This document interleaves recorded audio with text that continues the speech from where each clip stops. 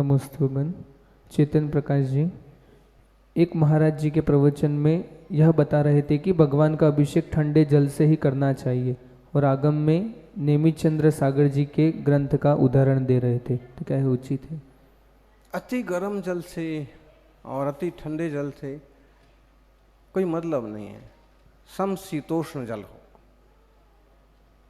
जो गर्म की बात करते हैं हम उनकी भी बात नहीं करते हैं, जो ठंडे की बात करते हैं हम उनकी बात नहीं करते। हम तो दोनों को लेके चलते हैं। कुनकुना हो। नमस्ते भगवान। मतलब यह है कि प्राशुक जल से अभिषेक होना चाहिए। प्राशुक जल अगर ठंडा भी है सामान्यतः तो अभिषेक हो सकता है, और अगर कुनकुना या थोड़ा सा गर्म सा भी है तो भी हो सकता है।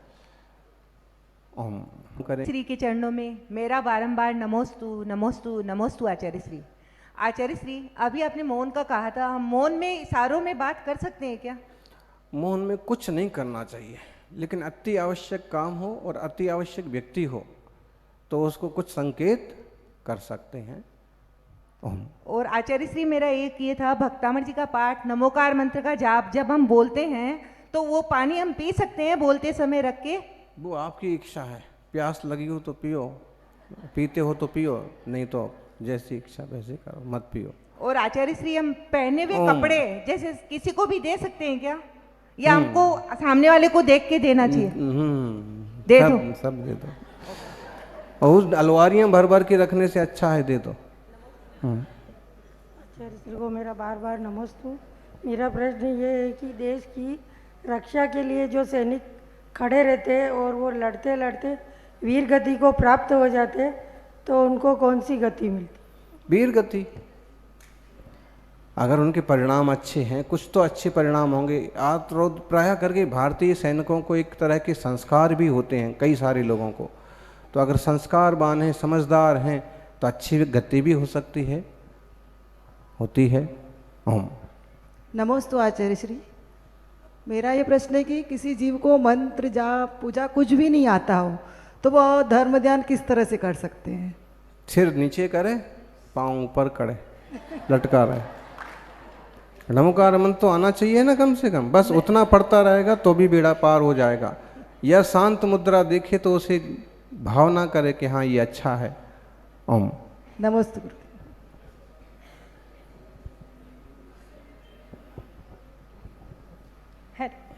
नमस्ते आचार्य श्री। नमस्ते आचार्य श्री। आज के बच्चे इतने इंटेलिजेंट तो हैं कि आगे जाके अपने सब सुख सुविधा के साधन जुटा लेंगे, लेकिन जैन शिक्षा के अभाव में, जैन पाठशालाओं के अभाव में वे अपने जीवन को सही दिशा कैसे देंगे और अपने आप को मेंटली स्ट्रॉन्ग कैसे रख पाएंगे? मेंटली स्ट्रॉन्ग रखने के लिए पाठशालाओं का होना जरूरी है, और माताओं की जिम्मेदारी बनती है, समाज की जिम्मेदारी बनती है कि भी चाहे वहाँ ज़्यादा परिवार हो चाहे कम परिवार हो, पाठशालाएं चालू रहना चाहिए।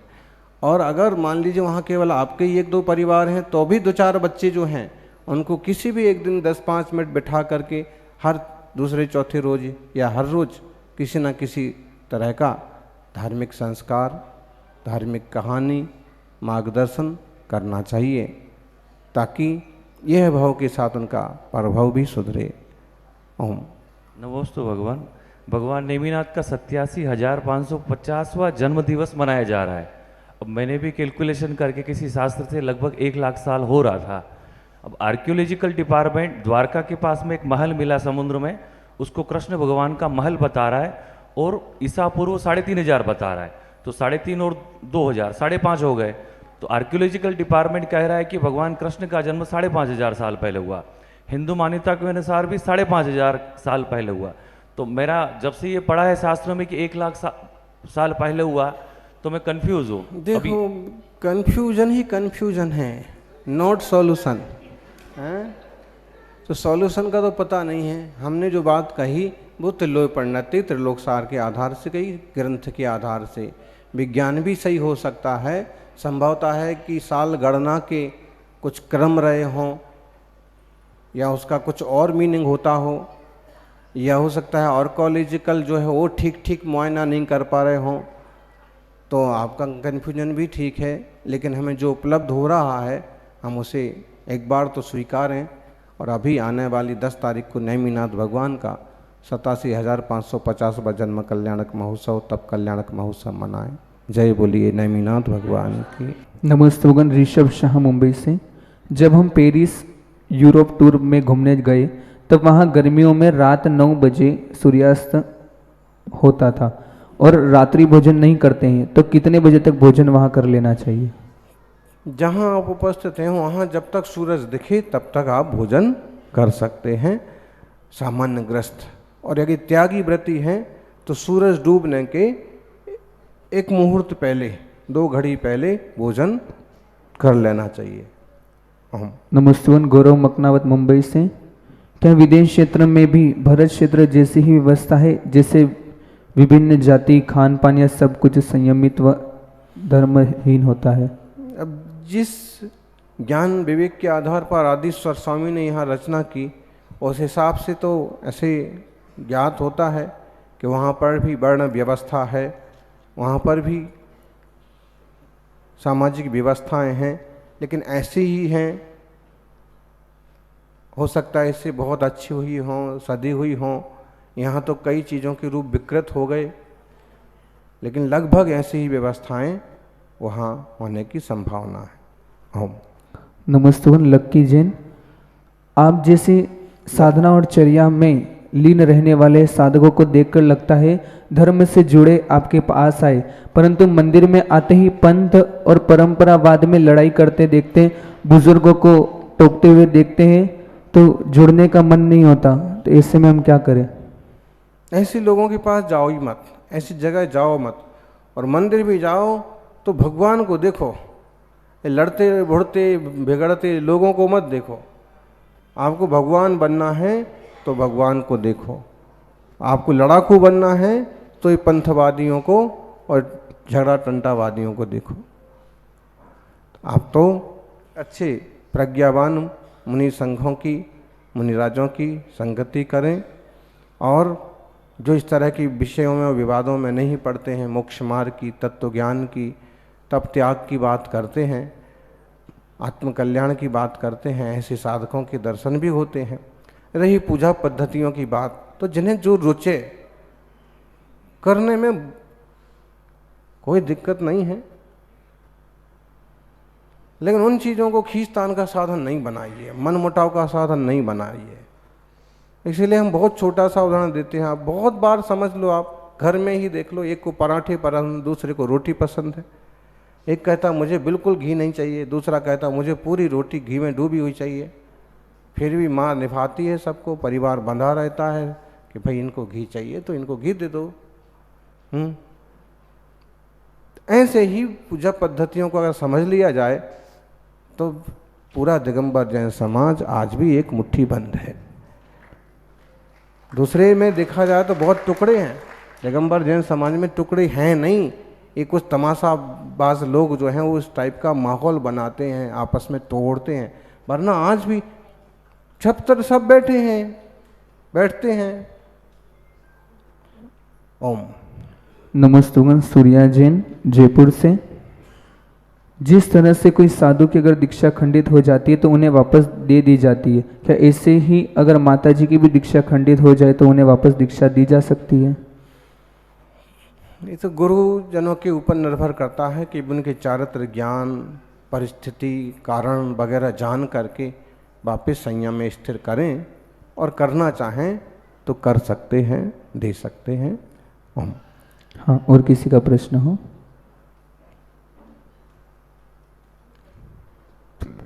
नमस्तु नमस्तु नमस्तु। आचार्य श्री, आज गीतांश का जन्मदिन था। सुबह उसने आपके पाद प्रक्षालन किए, उसके बाद संगीतमती माता जी का पड़गान किया। उसके बाद वो घर पे आया, घर पे आके क्या बोलता है, मेरे को भी सुनील सागर जी बनना है। उसके बाद माँ को बोला कि माँ चौका कब लगाओगी? 4 महाराज को लाऊंगा, चारों को यहाँ बैठाऊंगा। तो उसके पीछे महाराज जी उस बच्चे के क्या भाव है? नमोस्तु आचार्य श्री। नन्हे मुन्ने बच्चों को जैसे संस्कार दो, जैसे माहौल में ले जाओ, एक तो कुछ उसका भाग्य चाहिए कि आप ले जा पाएँ उसको और वो जाने को तैयार हो, और उसके बाद उसको फिर जो लाइन मिलती है वैसे परिणाम बनने लगते हैं। अच्छा है, ऐसा भाव है, अच्छा है, लेकिन सुनील सागर बनने के लिए बहुत मेहनत करना पड़ती है। नमोस्तु भगवान, नमोस्तु भगवान। बहुत तत्व ज्ञान चाहिए, बहुत शास्त्र ज्ञान चाहिए, बहुत ज़्यादा। ओम।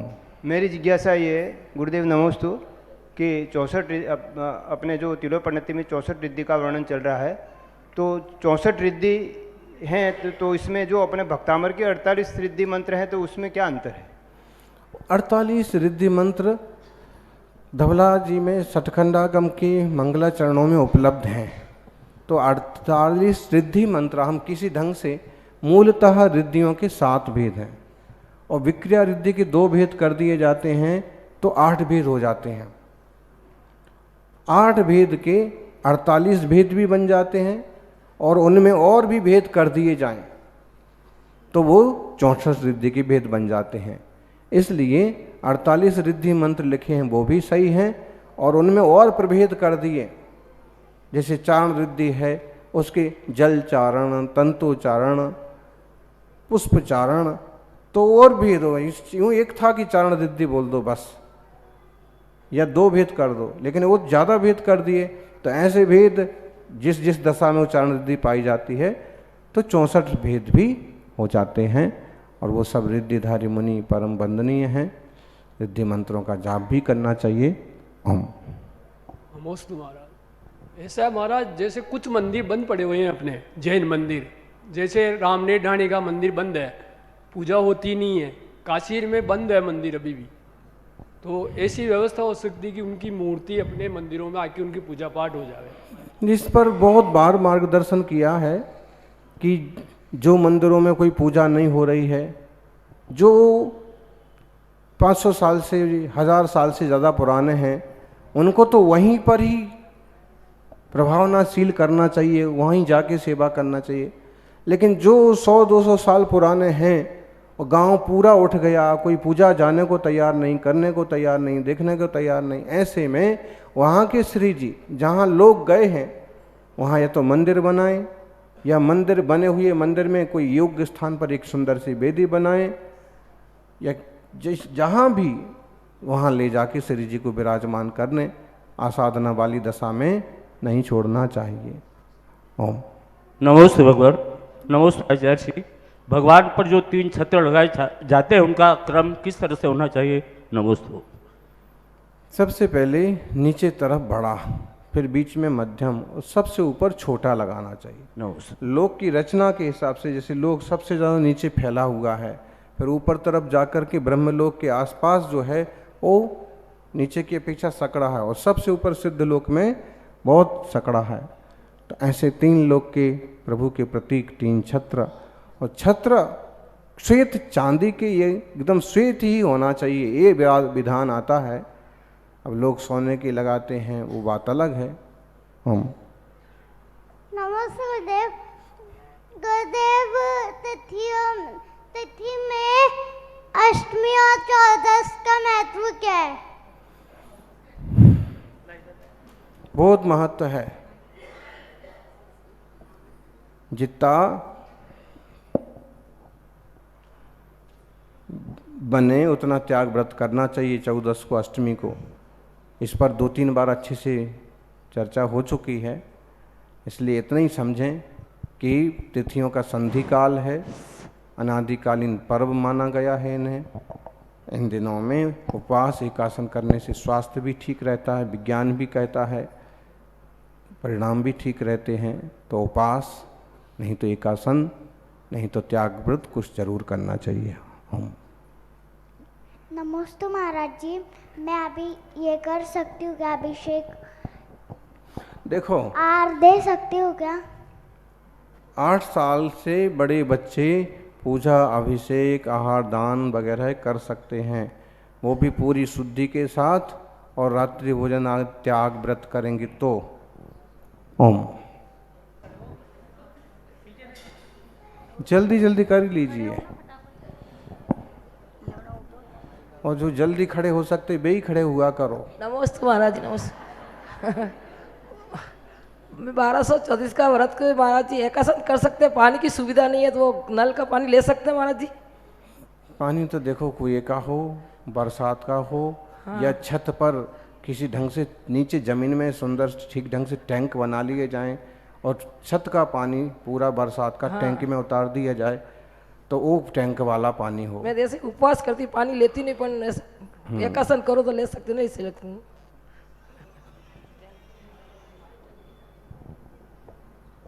नल का तो जहाँ तक बने बिल्कुल उपयोग नहीं करना चाहिए। बरसात का इकट्ठा कर लो, नारियल वाला पानी यूज़ कर लो, कुआं, नदी, डैम। नमोस्तु गुरुदेव, नमोस्तु गुरुदेव, नमोस्तु गुरुदेव। हम जो वर्तमान में कर्म करते हैं उसका फल अगले भव भव तक मिलता है, तो हमें कैसे पता चलेगा कि हमने कैसे कर्म किए हैं और उसका फल क्या होगा आगे? सब कुछ पता लगने लग जाए ना तो जीव इतने जंजाल में नहीं पड़ेगा।